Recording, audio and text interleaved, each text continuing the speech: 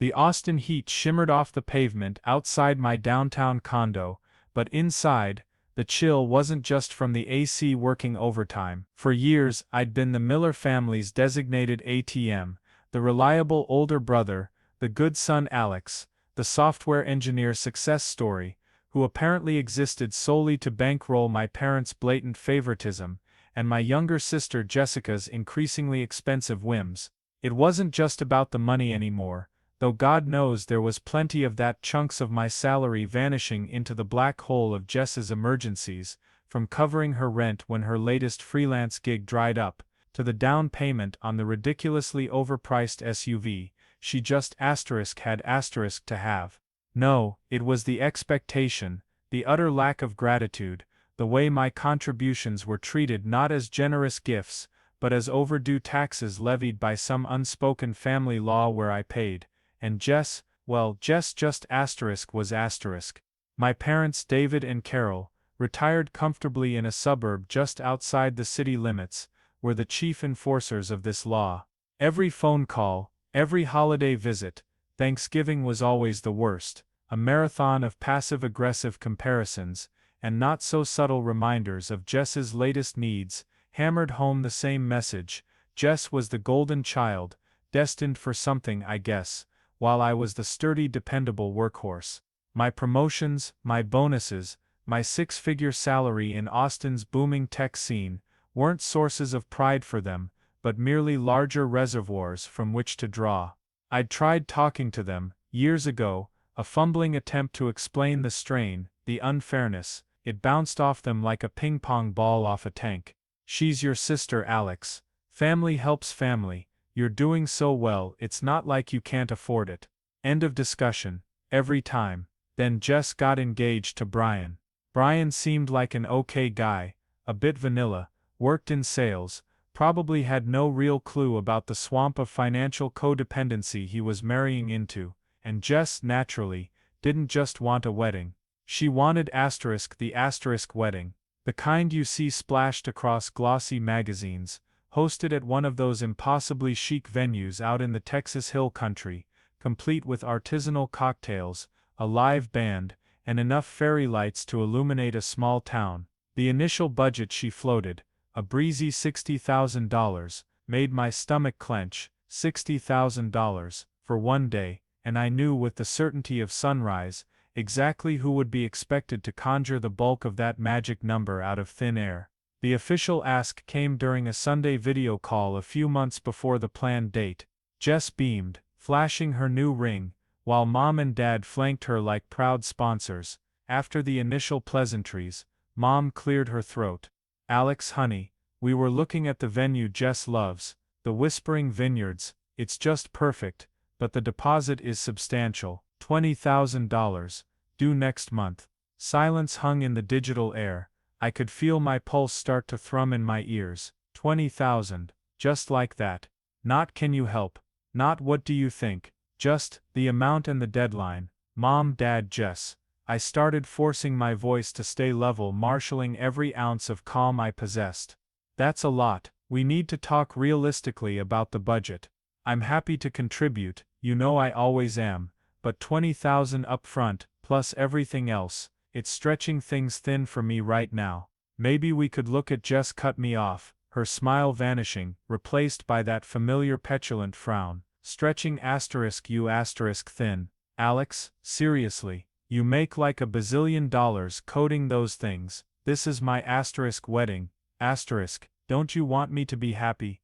Of course I want you to be happy, Jess, I said, my grip tightening on my phone, but happiness doesn't have to cost 60 grand. There are beautiful places that don't require taking out a second mortgage. Oh, here we go, she sighed, dramatically rolling her eyes. Mr. Practicality raining on my parade. You're just jealous because I found Brian, and you're still. She trailed off, but the implication hung there, alone. Before I could even process that sting, Dad jumped in, his voice taking on that disappointed but trying to be reasonable tone that always set my teeth on edge. Alex, son, your sister is right. This is a once-in-a-lifetime event. We've always been there for you. When had they ever financially supported me after college? and we expect you to be there for your sister now. Don't make this difficult.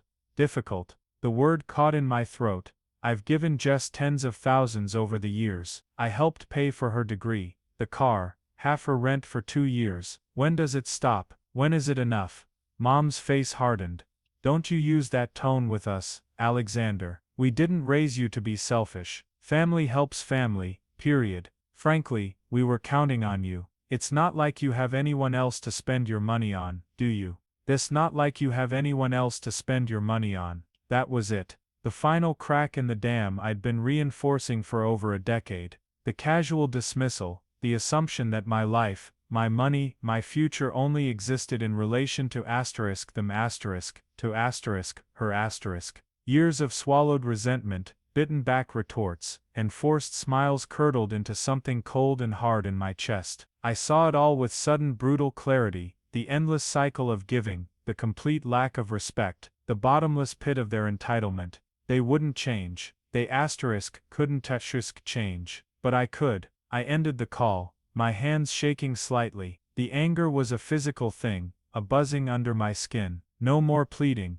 no more rational discussions. They wanted to play games. Fine, we'd play games. But this time I was changing the rules. The next few weeks were a blur of quiet fury and meticulous planning. I let their calls go to voicemail, responded to texts with non-committal vagueness, let them think I was sulking, processing, inevitably caving like I always did. Meanwhile, I spent my evenings digging through old bank statements, highlighting the transfers to Jess, the checks written to cover her little emergencies. I found the email where Mom casually mentioned expecting me to handle the catering costs. It wasn't about throwing it in their faces, not yet. It was about arming myself with the reality they so conveniently ignored. I talked to Sam, my buddy from work, over beers at a place on Rainy Street. He listened patiently, head shaking slowly as I laid out the latest chapter in the Miller family saga. Dude, he said finally, swirling the condensation on his glass. That's messed up, seriously messed up.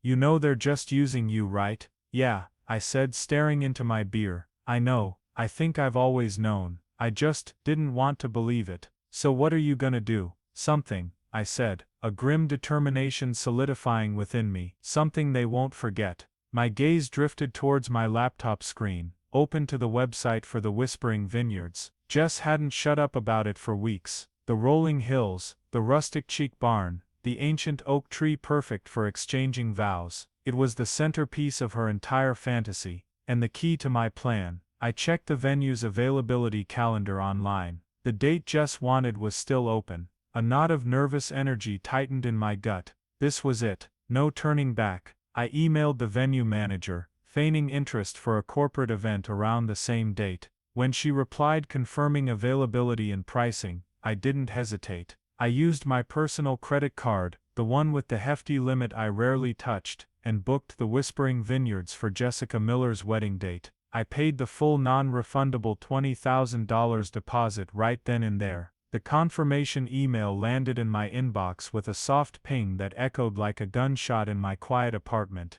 I read the contract carefully, every clause, every contingency. It was ironclad, and it was entirely in my name, Alexander Miller. The following weeks were an exercise in forced nonchalance. I fielded calls from Jess about bridesmaid dresses and flower arrangements, offering vague non-financial opinions. Mom called asking if I'd sorted out the venue deposit yet. Still working on it, Mom, I'd lie smoothly. Just juggling some things at work. Let them sweat, let them assume. The closer the date got, the more frantic their underlying energy became. A low hum of anxiety beneath the wedding planning frenzy. The rehearsal dinner was planned for the Friday night before the Saturday wedding, at a trendy restaurant downtown Austin, that naturally, I was also expected to pay for. The extended family was flying in aunts, uncles, cousins I saw, maybe once every 5 years. The pressure was mounting. This was the moment. We were seated around a long table, the air thick with forced cheerfulness and the clinking of glasses. Jess,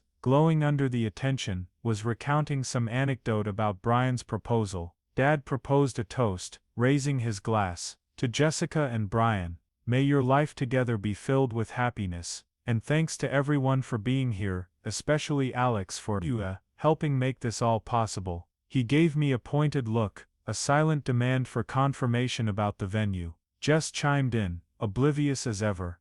Yes, I can't wait for everyone to see. The Whispering Vineyards tomorrow. It's literally my dream venue. Alex, didn't you say you finalized everything? All eyes turned to me. The background chatter died down. I took a slow sip of water, setting the glass down deliberately. I met my father's expectant gaze, then my mother's anxious one, then Jess's beaming face. Time seemed to slow down. I could feel Sam, seated further down the table, watching me intently. Actually, Jess, I began. My voice clear and steady, cutting through the expectant silence. We need to talk about the venue. Jess's smile faltered.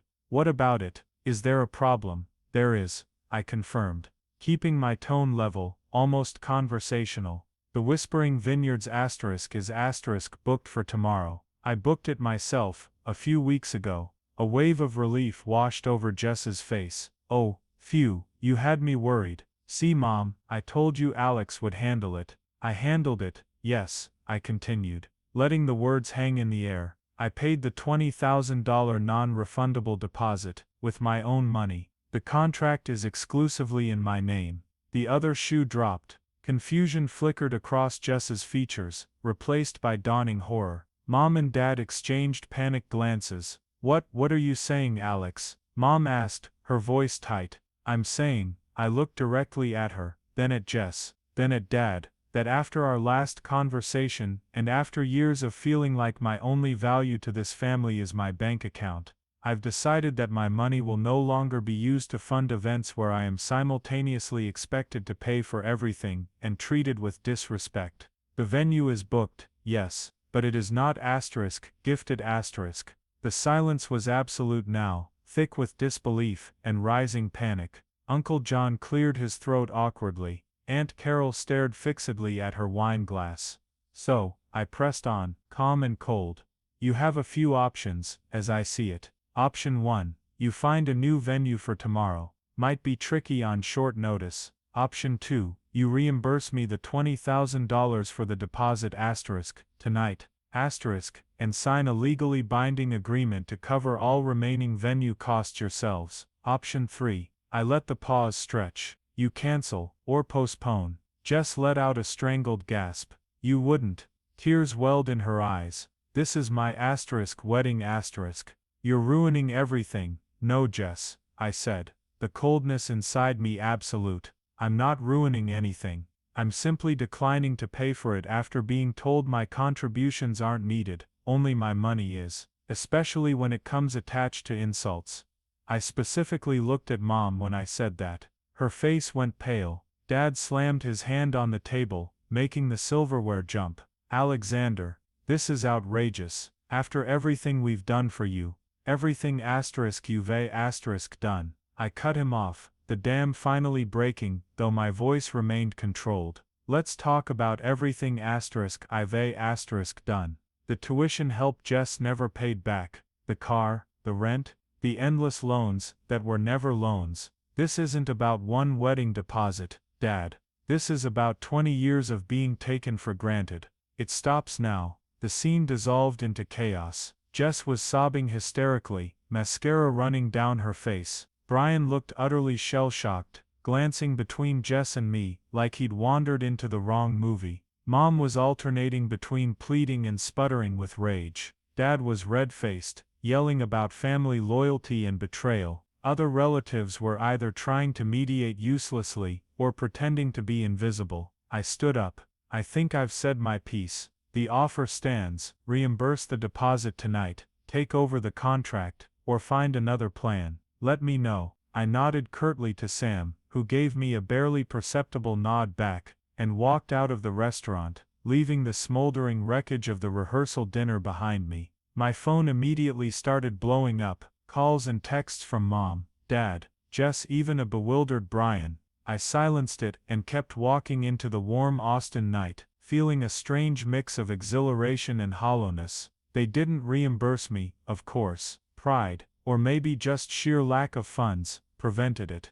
There were more frantic calls, tearful voicemails, angry texts filled with blame and guilt trips. I ignored them all. I heard later, through the grapevine via Sam, who'd stayed to witness the fallout, that they scrambled. They ended up having the ceremony in Brian's parents' backyard in some cookie-cutter suburb north of the city, followed by a potluck reception. The humiliation, apparently, was palpable. The dream wedding had evaporated, replaced by a hasty budget affair overshadowed by the drama I had unleashed. Months passed. The silence from my family was deafening, but peaceful. No more demands. No more guilt trips. No more walking on eggshells. I changed my number eventually, just to be sure. Sam told me Jess and Brian were still together, but the wedding fiasco had strained things, not just between them, but between my parents and their social circle, who'd heard all about the implosion. Apparently the Millers weren't quite the picture-perfect family they projected.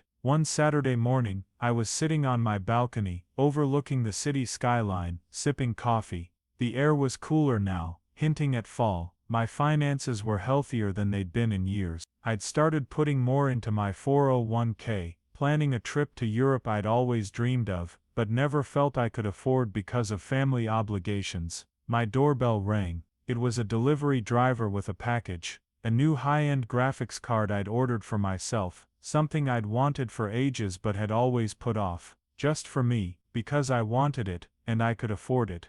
I signed for it, took the box inside, and set it on my kitchen counter, untouched, undemanded. Mine. The quiet satisfaction felt deeper, more real than any forced family gathering ever had. The break was clean, painful, but necessary. I had finally stopped paying the price for their expectations. Victory, true victory, wasn't about revenge. It was about reclaiming my own life, and it felt incredibly, undeniably sweet.